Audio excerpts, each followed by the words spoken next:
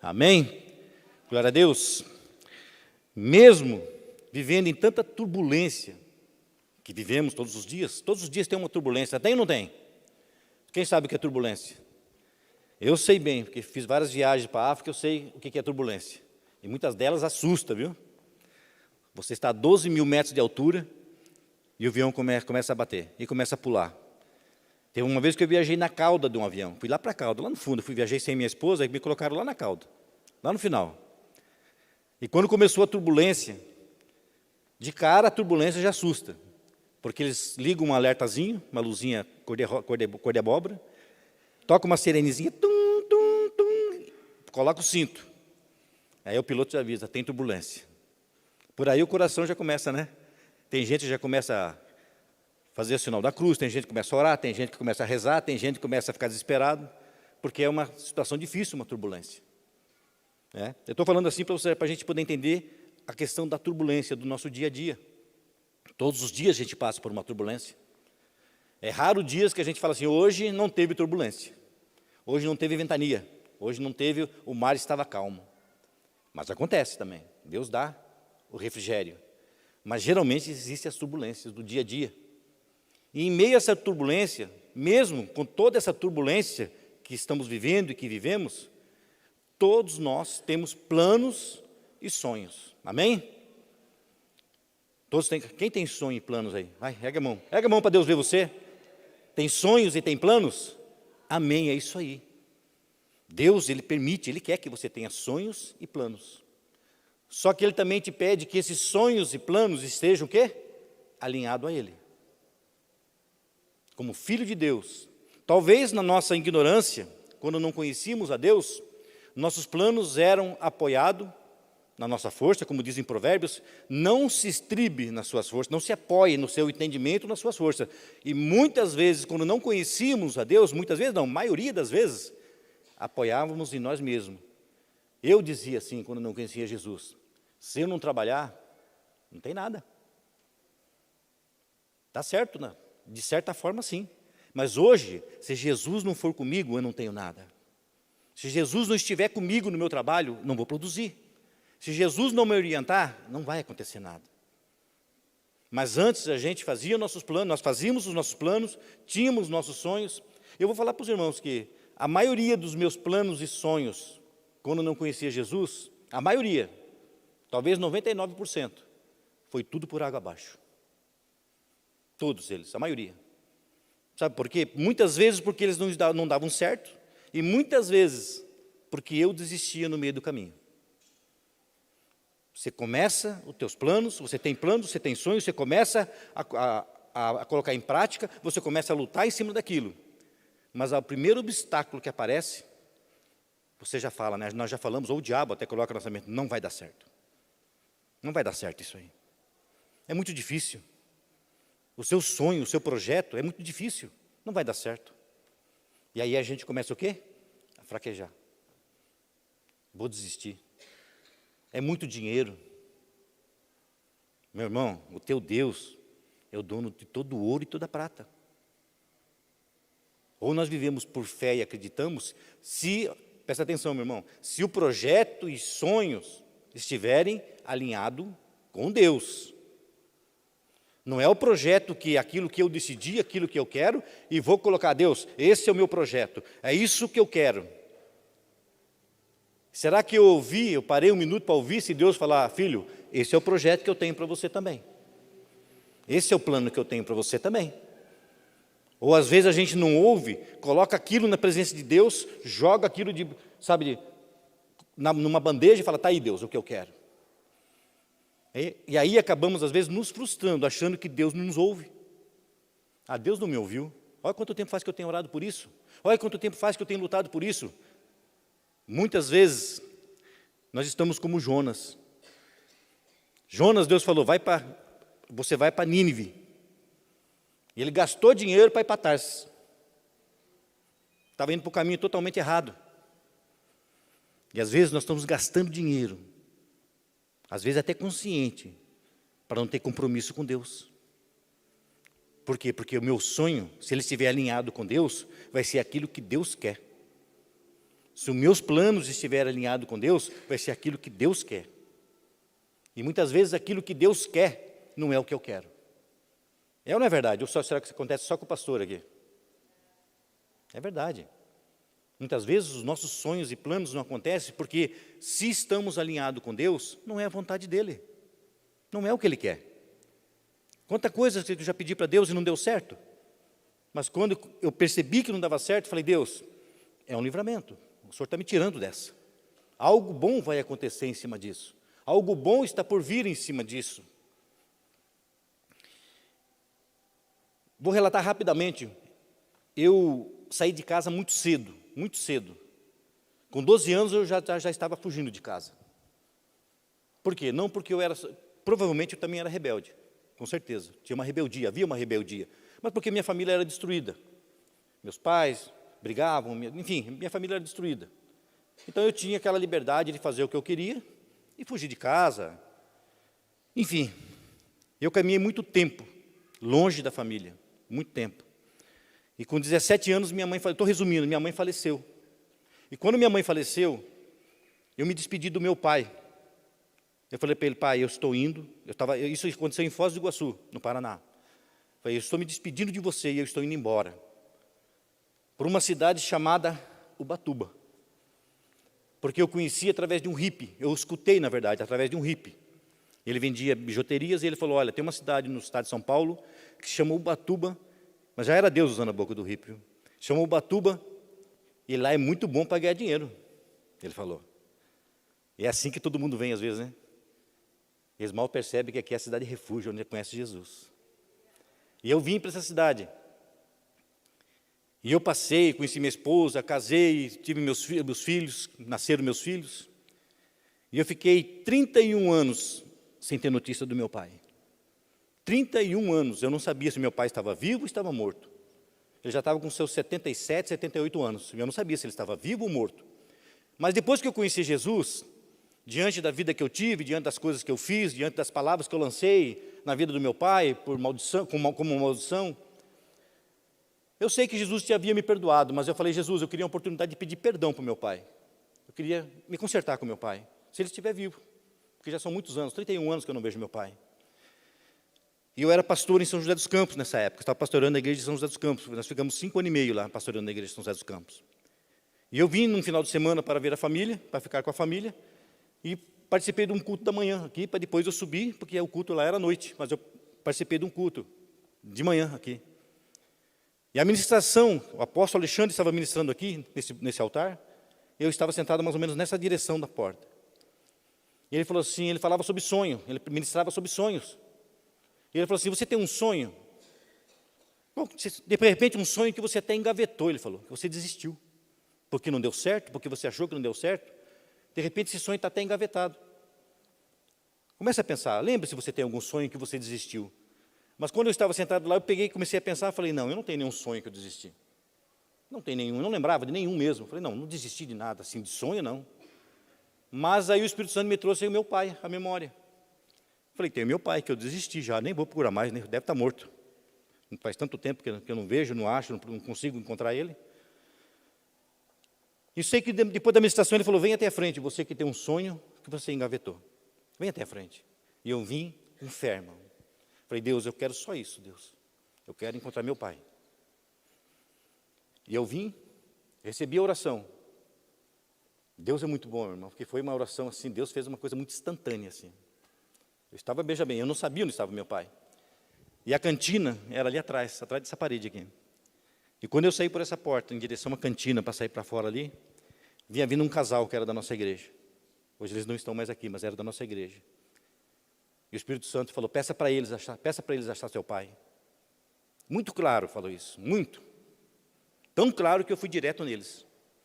Eu falei, me ajuda a achar meu pai. Sabe aquele choque, tipo assim, como? Como assim? Como? Eu expliquei, faz tanto tempo assim, assim, assim. Irmãos, esse rapaz, ele trabalhava na Caixa, trabalhava na Caixa Federal. Ele falou, dá os dados do teu pai, o nome, você lembra a data de nascimento? Ele não lembra, lembra o mês que nasceu? Eu não lembro. Eu sei o nome dele e o nome dos meus avós, pai e mãe dele. Tá bom. Isso no domingo. Na terça, deixei meu e-mail com ele, na terça-feira, eu fui abrir meu computador, tinha um e-mail dele, com o endereço do meu pai, telefone, tudo que eu precisava para encontrar meu pai. Tudo. Depois de 31 anos, irmão. Era um sonho que eu tinha. E eu consegui ir lá, buscar meu pai, trouxe para ele conhecer minha família, pedi perdão para ele. Ele falou assim para mim, você não precisa pedir perdão para mim. Eu sei que eu errei também. Eu falei, não, hoje eu entendo que você é a autoridade da minha vida. Hoje eu tenho esse entendimento. Você vai acertar com Deus. Eu estou acertando com você aqui agora, eu estou te pedindo perdão. Eu tive a oportunidade de pedir perdão para a mulher dele, que ele casou, que tive uma situação muito difícil. Irmãos, por que eu estou relatando? Era um sonho, que eu já tinha desistido. Eu tinha colocado na presença de Deus, mas eu já tinha engavetado. Eu já falei, não, ele morreu, eu não vou achar ele. Ele já morreu. Mas ele estava vivo, e Deus deu a oportunidade de eu pedir perdão, de eu me consertar com meu pai, de eu me consertar com a mulher que morava com ele, que é a esposa dele, de eu conhecer os filhos dele que ele teve desse casamento. Não morreu aquele sonho, fui eu que desisti. Mas por quê? Porque eu deixei de confiar. Eu deixei de confiar no que Deus podia fazer.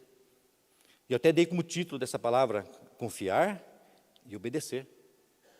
Confiar e obedecer. Porque não vai adiantar eu falar que eu confio em Deus, mas eu não obedeço a Deus. Não vai adiantar eu falar que eu obedeço, mas eu não caminho com Ele, eu não confio nele. São duas coisas bem distintas que precisam estar juntas. Confiar e obedecer. Amém? Comece a colocar seus sonhos, seus projetos na presença de Deus. Talvez a mensagem não seja totalmente direcionada a isso, mas Deus colocou no meu coração de passar isso para vocês. Não desistam, não desistam. Mas quando Deus colocar um fim, agradeça a Deus. Fala, Deus, foi bom. O Senhor tirou, então essa é a sua vontade. O Senhor não permitiu, essa é a sua vontade. Eu aceito ela, seja ela dolorosa ou não, eu aceito ela. Amém? Glória a Deus. Mas eu quero que você abra a Bíblia comigo em 2 Reis.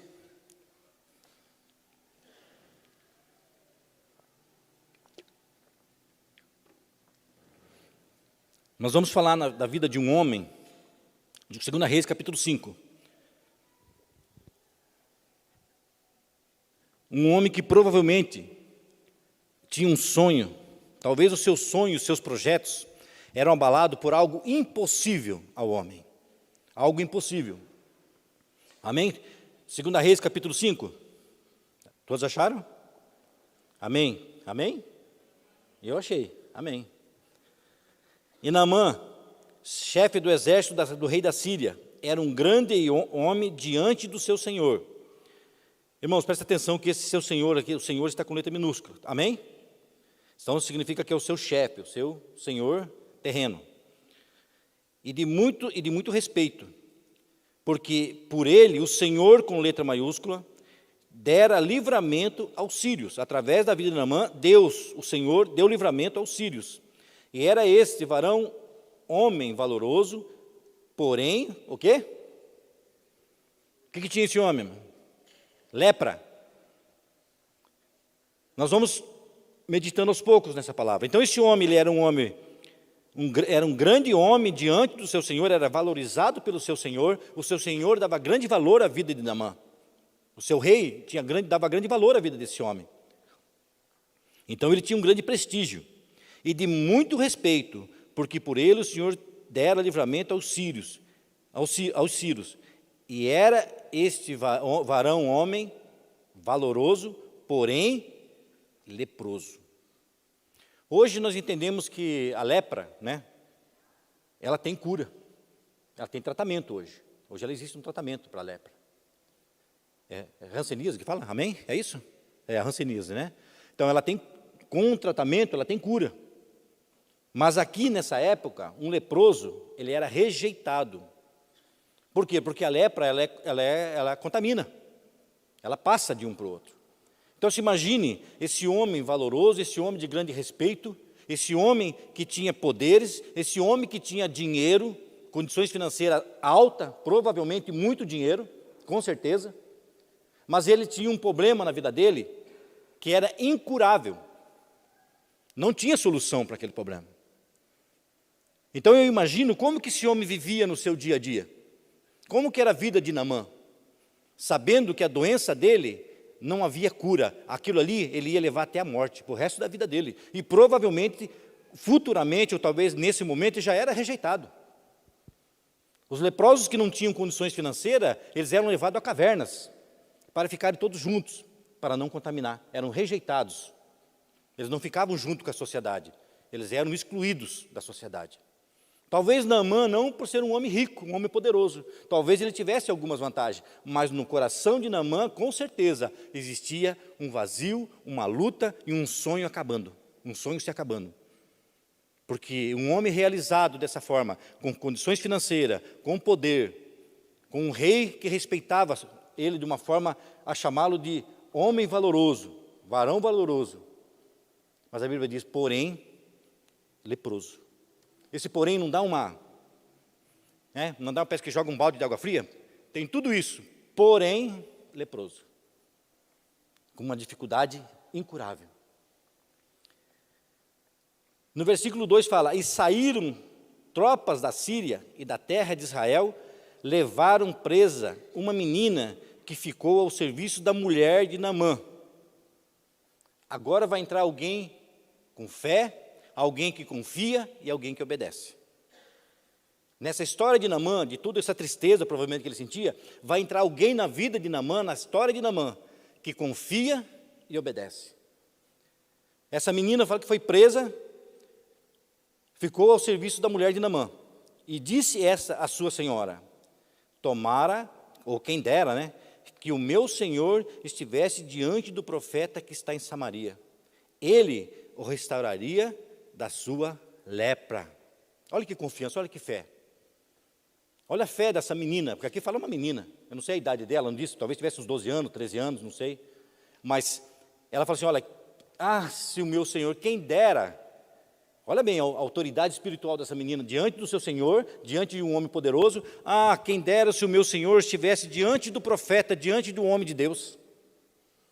E qual é a resposta que ela fala? Ele o restauraria da sua lepra.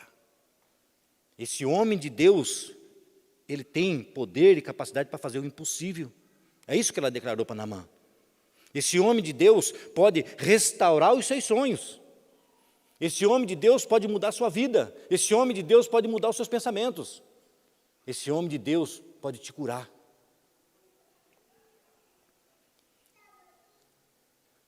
No versículo 4, então entrou Naamã e notificou o seu senhor, o seu rei, dizendo, assim e assim falou a menina que é da terra de Israel. Então disse o rei da Síria, vai, anda, e enviarei uma carta ao rei de Israel. E foi, e tomou na sua mão 10 talentos de prata, 6.000 siclos de ouro e 10 mudas de vestes. Então aqui mostra que esse homem era rico, amém? Poderoso, tinha dinheiro, tinha condições financeiras. E levou a carta ao rei de Israel e disse, ele levou a carta ao rei de Israel dizendo, logo em chegando a ti esta carta, saibas que eu te enviei Naamã, meu servo, para que restaures da sua lepra. E sucedeu que, lendo o rei de Israel a carta, rasgou as suas vestes e disse, sou eu Deus para matar e para vivificar? Para que este envie a mim, para eu restaurar um homem de sua lepra? Pelo que deveras notai, peço-vos e vede que buscai ocasião contra mim. Aqui Naamã recebe a primeira barreira, ele dá de encontro com a primeira barreira na frente dele. Ele levou ouro, ele levou prata, mas o rei de Israel, outra autoridade que tinha provavelmente o conhecimento, tinha amizade com o rei dele, chegou e falou, vocês estão de zombaria comigo. Isso só pode ser zombaria. O teu rei manda você vir aqui comigo, o teu Senhor manda você vir aqui para que eu te cure, eu sou Deus para te tirar a vida e dar a vida? Irmão, será que nós, filhos de Deus, nós, conhecedores de Deus, nós que confiamos e obedecemos, será que prosseguiríamos, andaríamos mais um passo à frente nesse objetivo e nesse sonho de Naamã? Porque ali ele recebe um balde de água fria, vamos assim dizer. Eu sou Deus para que te cure, tipo assim, aqui você não tem, eu não sei o que você está fazendo aqui. Eu não sei o que você veio fazer aqui. Vocês estão zombando de mim. No 7, já lemos aqui, já agora no 8. Sucedeu, porém, que ouvindo Eliseu, o homem de Deus, que o rei de Israel rasgara as suas vestes, mandou dizer ao rei: por que rasgastes as tuas vestes? Deixa-o vir a mim, e saberá que há profeta em Israel.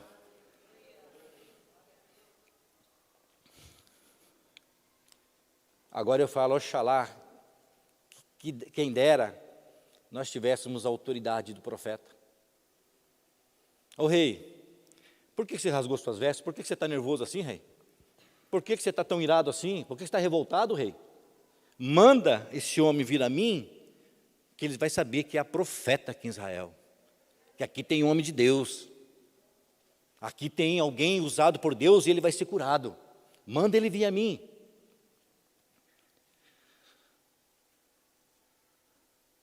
No versículo 9, veio, pois, Naamã com os seus cavalos e com o seu carro e parou à porta da casa de Eliseu. Então Eliseu lhe mandou mandou-lhe um mensageiro, dizendo: vai e lava-te 7 vezes no Jordão, e tua carne te tornará e ficarás purificado. Que simples, né, irmão? Nosso Deus é muito simples, Ele é muito simples. Né? Vai até o Rio Jordão, mergulha 7 vezes no Rio Jordão, e você vai ficar curado. Simples, né? Não falou para ele, olha, você vai subir 300 degraus, você vai fazer uma caminhada de tantos quilômetros, você vai ter que pagar isso, não. Vai lá e mergulha 7 vezes no Rio Jordão, toma um banho, se refresca, você vai ser curado. É demais, né? Nosso Deus é demais. No 11, porém Naamã muito se indignou, e se foi dizendo: eis que eu dizia comigo, certamente ele sairá, por-se-á em pé, invocará o nome do Senhor, seu Deus, e passará a sua mão sobre o lugar, e restaurará o leproso. Perceberam que Naamã, ele tinha um sonho, ele tinha um projeto, e ele foi na caminhada para executar esse sonho, esse projeto. Recebeu o primeiro balde de água fria ali com o rei. Eu não sou Deus para te curar, eu não sou Deus para te dar vida. E aqui ele chega diante do homem de Deus, e ele fala assim: olha, eu tenho aqui, eu vim de lá, da Síria, mas vai ser assim, o meu sonho de ser curado vai ter que ser dessa forma. Será que algumas vezes nós já nos colocamos na presença de Deus dessa forma? Deus, eu tenho um projeto, Deus. Meu projeto é esse, o meu sonho é esse. Mas peraí, Deus, mas tem que ser dessa forma. Vai ser assim, assim e assim. Aí Deus fala assim: mas o meu projeto, dentro desse projeto seu que você tem aí, não está batendo comigo, não. O meu projeto é diferente. Você vai passar por um percurso ou por um tempo para poder valorizar esse projeto seu. Esse projeto seu vai acontecer, mas existe um tempo, e o tempo determinado por Ele. E nesse tempo, talvez você queira até desistir, talvez você vai ter até motivo para desistir, mas Deus vai te provar até o último instante para saber se realmente é isso que você quer, é aquilo que eu quero, esse sonho esse projeto que nós colocamos na presença de Deus, é isso que nós queremos mesmo. Se é isso, se eu vou valorizar esse projeto, se eu vou valorizar esse sonho que eu coloquei na presença de Deus. E ele fala assim, então, e ele falou: eu achei que você vinha invocar o nome do Senhor teu Deus e passar a mão sobre o lugar e restaurará o leproso. E aí ele começa a reclamar mais uma vez, ele fala: não são porventura Abana e Farpar, rios de Damasco, melhores do que todas as águas de Israel? Não me poderia eu lavar neles e ficar purificado? E voltou-se e se foi com indignação. Ficou indignado. Tem tantos rios melhores lá para o lado da Síria, tem tantos rios de água limpa, tantos rios bonitos, né, tantas fontes maravilhosas que tem para o lado de lá. Tem que ser aqui no rio de Israel, principalmente nesse Jordão que tem água barrenta. Ele não fala aqui, né, mas a gente sabe que é uma água escura, uma água barrenta. Tem que ser nesse rio. Senhor, eu tenho o meu sonho e o meu projeto e está aqui na sua presença, mas eu tenho que passar por isso, Senhor? Eu tenho que passar por esse é esse caminho que eu tenho que trilhar? Mas está dolorido, Senhor. Eu só tenho choro, eu tenho chorado dia e noite por causa desse sonho, eu tenho orado dia e noite, eu tenho jejuado dia e noite, eu tenho que passar por isso, Senhor. Não tem meios melhor? Não tem como o Senhor me enviar nem vou falar para um lugar que eu nem conheço, para Miami? Não tem como o Senhor me enviar para um lugar paradisíaco e eu esperar esse sonho acontecer? Vai ser tão bom. Porque a luta, Senhor, ela está me tirando meu foco. Esse caminho que eu estou trilhando, ele está tirando meu foco, por quê? Não porque eu estou reconhecendo que eu sou fraco, porque eu quero para agora, Senhor. É imediato, eu preciso desse sonho agora. Eu preciso ser provado para isso? Eu preciso passar por essa provação?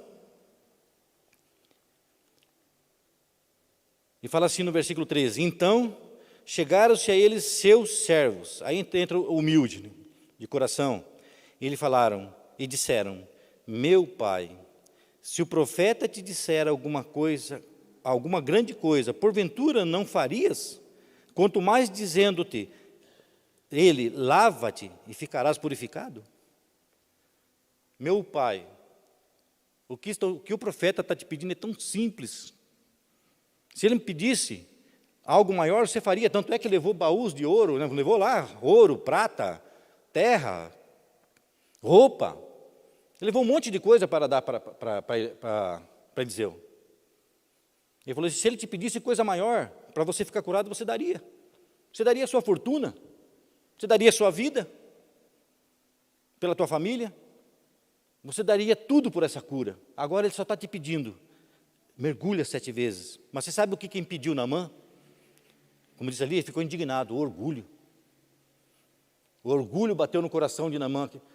Satanás deve ter colocado, tipo, você é um homem honrado na Síria, você é chefe do exército, você tem poder, você tem dinheiro, você vai se humilhar a entrar nesse rio? Com certeza o diabo deve ter colocado isso no coração dele, porque sabia que ele ia obter a cura. E aí Deus tem que levantar os servos, e ele tem que ouvir os empregados, os servos dele. É só mergulhar 7 vezes, Naamã. É só você passar, só você fazer isso que é tão simples que está te pedindo. Você sabe que o ser humano, irmão, nós, a criação de Deus, eu não sei se isso é algo colocado familiar, ou se é algo que já está dentro de nós, mas a gente gosta de pagar o preço. É ou não é verdade? Eu vou dar um exemplo para vocês. A gente não valoriza aquilo que tem hoje, só valoriza quando perde. Eu lembro que eu não dei muito valor, assim, como eu disse, eu não fiquei muito com a minha família. Então eu sabia que eu estava na rua, eu sabia que onde eu estava, mas a minha mãe estava lá na casa dela lá. Então na minha mente, eu falo assim, quando eu der, eu vou lá e vejo ela. Quando eu tiver oportunidade, eu converso com a minha mãe. Quando eu puder ver a oportunidade, eu vou lá e vejo, e cumprimento ela, eu faço qualquer coisa, mas ela está lá. E quando eu perdi a minha mãe, quando ela morreu, que eu tinha 17 anos, aí veio na cabeça, por que eu não fiz isso? Por que eu não fiz aquilo? Por que eu não procurei? Por que eu não falei isso? Por que eu deixei de falar? Porque veio um monte de porquê. Porque a gente parece que gosta de pagar o preço. Gosta de pegar as coisas difíceis. Naamã, é só você mergulhar, Naamã. Ah, mas eu poderia ser no outro rio. Meu irmão, diante de uma dificuldade e diante do problema que você possa estar passando, o que Deus te pedir, seja ele doloroso, seja ele difícil, faça. Faça, porque essa é a resposta de Deus para aquilo que buscamos. Deus nunca vai, na verdade, fazer aquilo que eu quero, como diz aqui. Deus se agrada em fazer a nossa vontade, mas Ele nunca vai fazer porque eu quero. Ele vai fazer porque Ele quer. A vontade é dEle, o poder é dEle. É quando Ele decretar que vai ser feito, aí vai ser feito. Caso contrário, qual foi a oração de Jesus? Não seja feita a minha vontade, mas a sua vontade.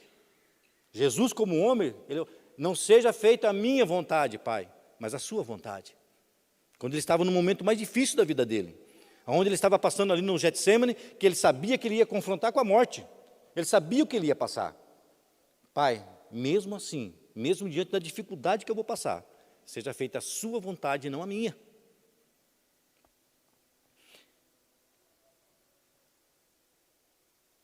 No versículo 14, então desceu e mergulhou no Jordão 7 vezes, conforme a palavra do homem de Deus, e a sua carne tornou-se como a carne de um menino, e ficou purificado. Meu irmão, Deus age na simplicidade, meu irmão. Nós é que complicamos. A alegria do Senhor é a tua força. Quando é que Deus está feliz? É quando nós obedecemos, é quando nós confiamos no Senhor. A alegria do Senhor é a nossa força, mas Deus se alegra quando nós estamos obedientes, nós se fazemos obedientes a Ele. As coisas só vão acontecer, os meus planos, os meus sonhos só vão acontecer quando eles estiverem alinhados a essa palavra, quando estiverem alinhados à vontade de Deus. Por mais que eu lute, por mais que eu relute, por mais que eu reclame, por mais que eu murmure, só vai acontecer quando estiver alinhado com a palavra e com a vontade de Deus. Por quê? Porque assim como o apóstolo Paulo, eu tenho que declarar, não vivo mais eu, mas Cristo vive em mim. E se Cristo vive em mim, não sou mais eu que vivo. Eu não tenho mais vontade. As minhas vontades agora são a vontade de Deus. Agora eu vivo pelaquilo que Deus me direciona, por mais que seja doloroso e difícil. Mas assim que quando acordamos, às vezes até falhamos. Eu procuro fazer o meu devocional de manhã, porque parece que a minha mente, pelo menos eu gosto, talvez alguns de nós costumam fazer isso, né? Parece que a minha mente está mais limpa, está mais vazia, está mais, acordou mais limpa do dia a dia. Mas esse devocional, ele tem que ser algo que pode ser que eu nem pratique no dia, diante da dificuldade, pode ser. Mas quando eu saio de casa, eu falo, Senhor, que a Tua palavra prevaleça na minha vida. Que a Tua vontade prevaleça na minha vida. Por mais que eu erre, por mais que eu tropece, eu sei que o Senhor vai estar comigo. E nenhum plano vai ser frustrado. Nenhum dos planos que o Senhor tem para a minha vida vai ser frustrado. Então, eu aguardo em Ti, eu espero em Ti. Assim como Naamã. A princípio, ele rejeitou a vontade de Deus. Não era assim que eu pensava que ia acontecer, ele falou. Não era assim que eu planejei. Não foi isso que eu pensei que ia acontecer. Mas aí Deus vem na sua simplicidade e fala, é só assim, filho, você só faça isso. É só isso que você tem que fazer, é só dar um glória. Está difícil? Dá um glória. Está passando por luta? Exalta o nome dEle, santo. A palavra de Deus nos ensina que os discípulos, quando estavam ali presos, Paulo, estava ali fechado nas cadeias, dentro de uma prisão. E mesmo já tendo sido chicoteado, estando ali vivendo no cárcere, no mais profundo dos cárceres, onde escorria o esgoto, eles viviam no meio do esgoto. A prisão deles era onde corria o esgoto do palácio. Eles estavam ali acorrentados, presos, já tinham apanhado. A Bíblia diz que eles faziam o quê? Choravam. Eles lamentavam. Eles xingavam os guardas. Amaldiçoavam a vida do carcereiro. Não. A Bíblia diz que eles louvavam ao Senhor. Eles adoravam a Deus. E nesse período de louvor e adoração, as cadeias se abriram. No momento que nós louvamos, isso é muito perceptível, irmão, quase palpável.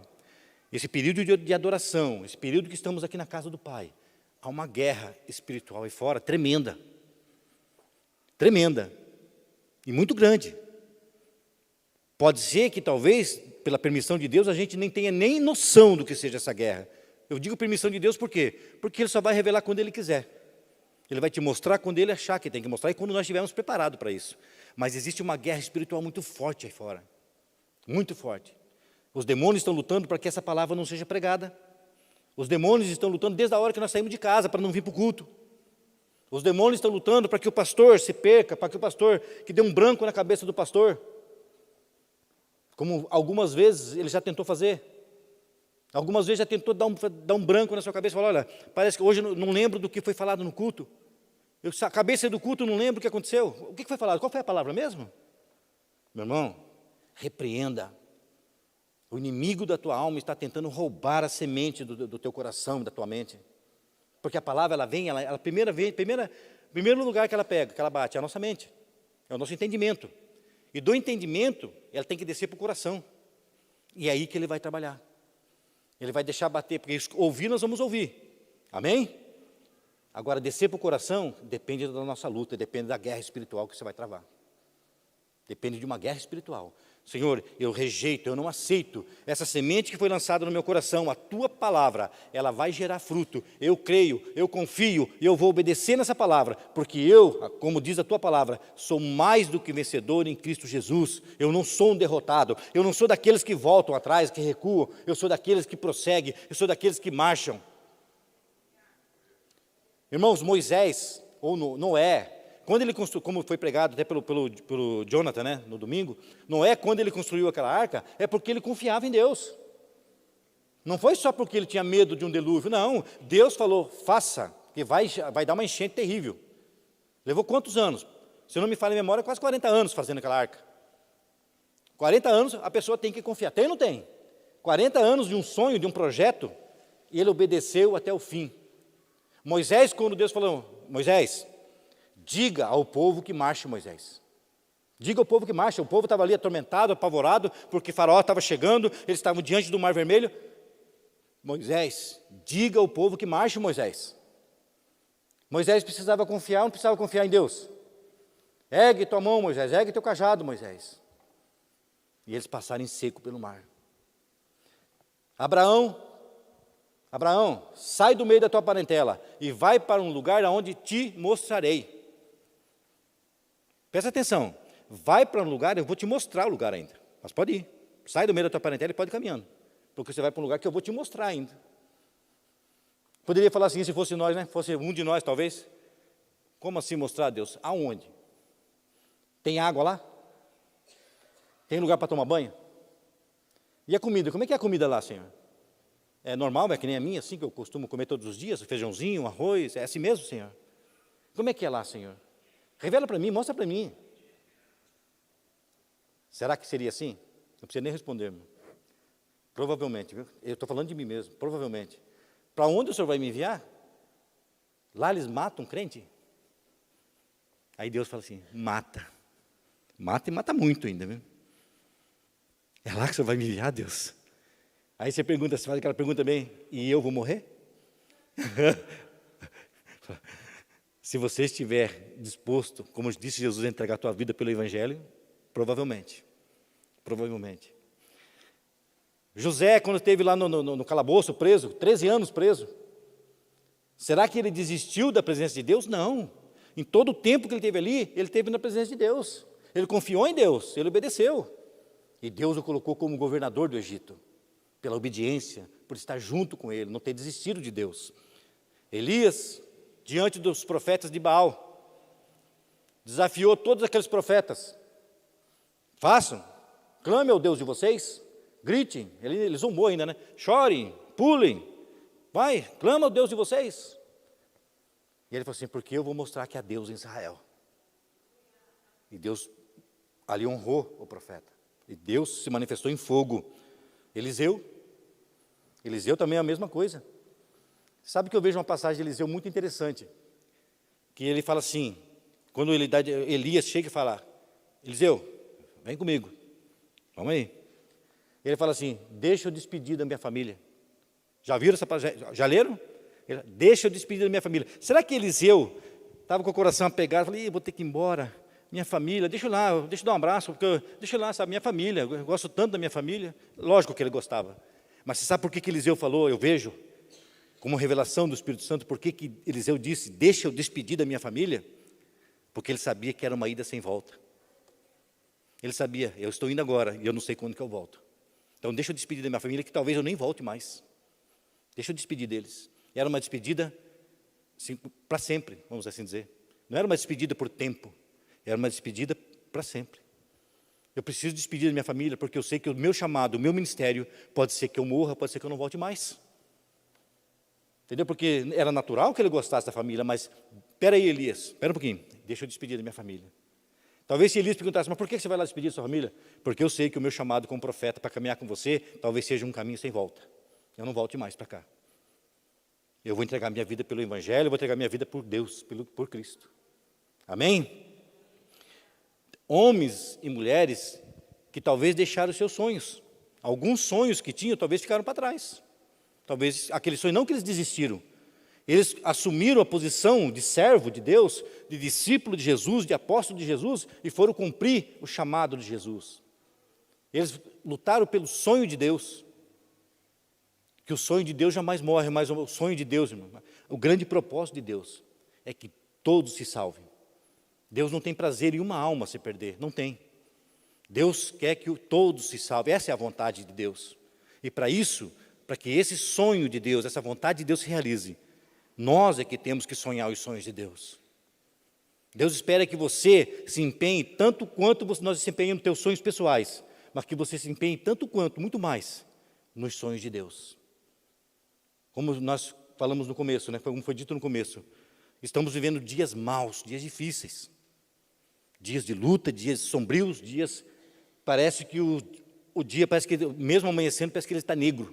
Eu não sei se vocês têm essa percepção. Tem hora que tem dia que parece que ele está negro. Sabe, você olha para o céu e fala, Deus, o dia hoje está mau. Porque são dias de luta e dias de guerra. Mas aí entra a vontade e o plano de Deus, o sonho de Deus. O que você tem feito pelas almas? Será que nós estamos preocupados somente com o nosso bem-estar? Eu quero dizer uma coisa, como já foi dito, acho que foi não dessa forma, mas foi dito nesse altar, domingo. O que governa a tua vida não é homem, é Deus. O que está sobre sua vida não é homem, é Deus. E não importa quem esteja governando esse país ou querendo governar outros países, você vai estar sempre sob a cobertura do Altíssimo. Você vai estar sempre sob as asas do Altíssimo. Não importa onde Deus te leve, mesmo que seja para você entregar sua vida por amor a Cristo, você vai estar com Cristo o tempo todo, Ele vai estar com você. Ele falou, eu vou estar com vocês até a consumação do século. Ele falou, eu vou estar todo o tempo com vocês. E se dentro do propósito dEle, vai acontecer como aconteceu, se você estiver dentro do propósito dEle, mesmo em meia guerra, em meia luta, vai acontecer como aconteceu com Sadraque, Mesaque e Abednego. Aqueles jovens de Deus foram lançados na fornalha, que foi aquecida 7 vezes mais. O guarda, quando pegou ele, se jogou para dentro da fornalha, morreu ao chegar na porta da fornalha, foi queimado. E eles foram lançados dentro da fornalha. Humanamente falando e naturalmente falando, até mesmo pelo que aconteceu com os guardas, já era. Mas a Bíblia diz que Nabucodonosor, quando olha para dentro da fornalha, fala, espera aí, nós lançamos quantos homens dentro da fornalha? 3. Mas eu estou vendo 4. E um deles tem as semelhanças dos deuses. Eu tenho certeza que era Jesus que estava com aqueles jovens dentro daquela fornalha. E a Bíblia fala que nem um fio de cabelo deles queimou. Nem um fio de cabelo queimou. Portanto, esteja você onde estiver, esteja você vivendo o sonho de Deus, ou não vivendo ainda o sonho de Deus, ou até mesmo com planos e sonhos pessoais, coloque na presença de Deus e viva esse sonho com Deus. A Bíblia diz que Deus tem o melhor nessa terra para nós. Se Deus tem o melhor, Deus se agrada em fazer a vontade do coração. Deus falou para Davi, Davi, eu me agrado em fazer a vontade do teu coração. Deus se agrada em fazer aquilo que está no seu coração, desde que esteja alinhado com Ele, desde que esteja dentro da vontade dEle, desde que esteja dentro dos princípios bíblicos. Deus não vai fugir nada dessa palavra. Deus não vai desviar nada porque eu quero que aconteça algo na minha vida. Essa palavra, ela é a base, ela é o alicerce, ela é o meu manual de vida. O que tiver aqui vai se cumprir. Seja bom para mim ou mal. Seja o que for, vai se cumprir.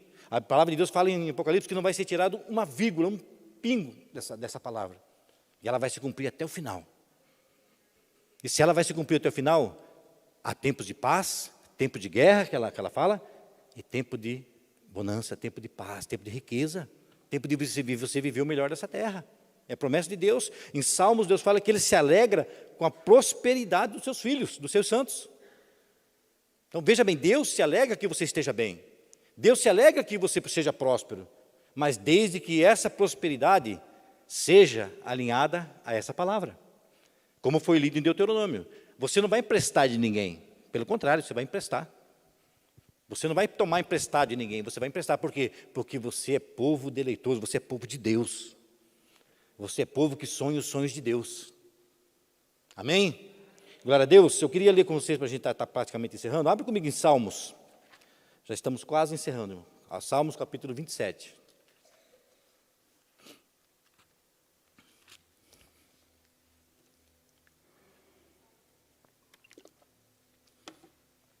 Na verdade, nós vamos ler alguns versículos, tá? De Salmos, aí, bem perto um do outro. Salmo capítulo 27. Nós vamos ler do versículo 14, ler o versículo 14. Salmo 27, 14. Amém? Espera no Senhor, anima-te, e Ele fortalecerá o teu coração. Espera, pois, no Senhor. Amém? 31, agora mais à frente, capítulo 31. Versículo 2, do 2 ao 4. Inclina para mim os teus ouvidos, livra-me depressa, sê a minha firme rocha, uma casa fortíssima que me salve. Porque tu és a minha rocha e a minha fortaleza, pelo que, por amor do teu nome, guia-me e encaminha-me. Tira-me da rede que para mim esconderam, pois tu és a minha força. Tu és a minha força. 33, capítulo 33. A gente vai ler alguns salmos para a gente poder meditar rapidamente. Capítulo 33, versículo 20. Nossa alma espera no Senhor. Ele é o nosso auxílio, é o nosso escudo, pois nele se alegra o nosso coração, porquanto temos confiado no seu santo nome. Seja a sua misericórdia, Senhor, sobre nós, como em ti esperamos. Amém? Volta um pouquinho agora no 20, capítulo 20. Capítulo 20. Agora, capítulo 20, versículo 7. Uns confiam em carros, outros em cavalos, mas nós faremos menção do nome do nosso Deus. Uns confiam em carro, outros em cavalos. Isso significa o quê? Uns confiam no poder natural. Uns confiam no carro, outros confiam na conta bancária, outros confiam na firma, outros confiam no trabalho, outros confiam nas coisas desse mundo. Mas ele falou, mas nós, Igreja de Cristo, faremos menção do nome do nosso Deus, do nome do Senhor. Diante da dificuldade, está passando por dificuldade? Eu vou fazer menção, eu vou adorar, eu vou glorificar o nome do meu Deus. Eu estou farto, não me falta nada. Eu vou glorificar o nome do meu Deus. Eu confio nele. É dele que vem é nele que eu confio, é dele que vem a minha provisão. Ele é o meu Senhor. É ele que reina sobre mim. É ele que preside a minha vida. E agora, vamos encerrar com Provérbios. Aí eu gostaria de estar chamando o grupo de louvor, amém? Provérbios, capítulo 16. Provérbios, capítulo 16. Nós vamos ler 3 versículos. Algum dos irmãos tem a Bíblia na linguagem de hoje? NT. Capítulo 16. Provérbios, capítulo 16. Alguém tem a Bíblia na linguagem de hoje? Só para eu poder ler, eu esqueci meu celular lá. Você tem? Quem vai ler alto, então, para nós? Bem alto. Ou se tiver no microfone, melhor ainda. Se vier no microfone, vai ser melhor ainda. Amém? Por que eu estou preferindo a linguagem de hoje? Ela dá uma explicada melhor nesse versículo.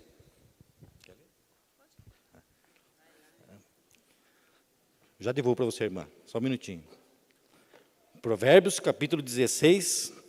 Nós vamos ler do versículo 1. Do 1 ao 3. Amém? As pessoas podem fazer seus planos, porém, é o Senhor Deus quem dá a última palavra. Você pode pensar que tudo o que faz é certo, mas o Senhor julga as suas intenções. Peça a Deus que abençoe os seus planos, e eles darão certo. Perceberam que essa é a mesma coisa, só que é uma tradução na linguagem de hoje. Amém? Obrigado, minha irmã. Deus abençoe. Que ela é bem mais explicada. Obrigado. Deus abençoe. Amém? Então, nós fazemos os nossos planos, mas Deus dá o final. Na nossa tradução, na tradução aí da Revista Corrigida, fala assim: do homem são as preparações do coração, mas do Senhor a resposta da boca. Todos os caminhos do homem são limpos aos seus olhos, mas o Senhor pesa o espírito.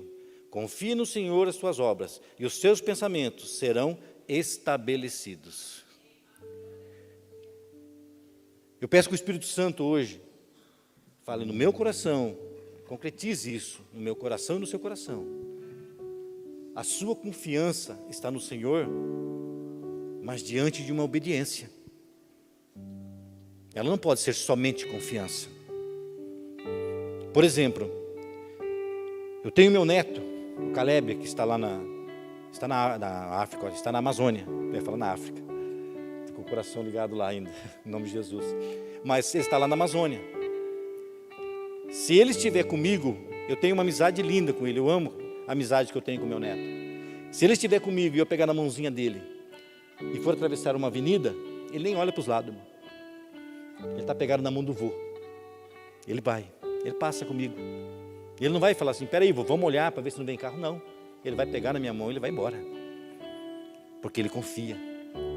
Ele sabe que o vô não vai deixar acontecer nada com ele. Nós temos que andar assim com Jesus, pegar na mão de Jesus. É para ir, Jesus? Então eu vou. Eu não vou me preocupar com o que vai acontecer. Eu não vou me preocupar se eu vou morrer. Eu não vou me preocupar se eu vou ficar doente. Eu não vou me preocupar se eu vou passar fome. Eu estou de mão dada com o meu Senhor. E o que tiver que acontecer, que seja feita a vontade dEle. O que tiver que passar, eu vou passar com Ele. O que tiver que sofrer, eu vou sofrer com Ele. Mas eu não vou largar da mão do meu Jesus. Eu vou atravessar essa avenida com Jesus. E se vier um carro e bater em mim, eu estou com o dono de todas as coisas, o Senhor Jesus. Ou eu vou para a glória, ou ele me livra.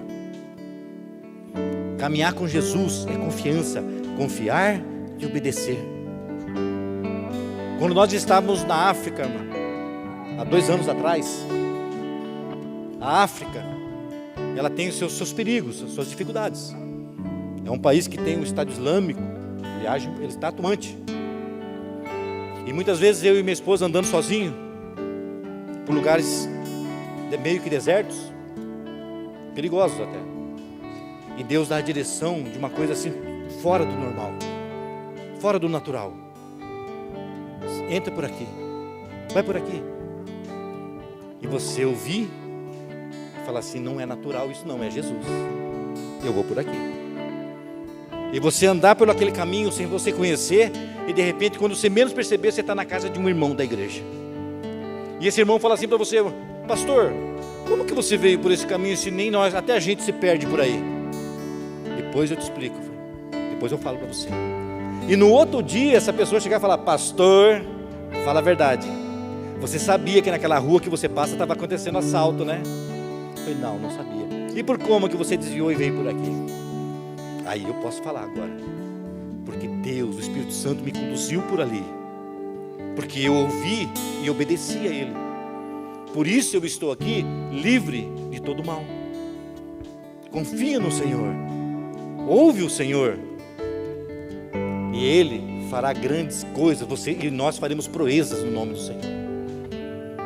Amém?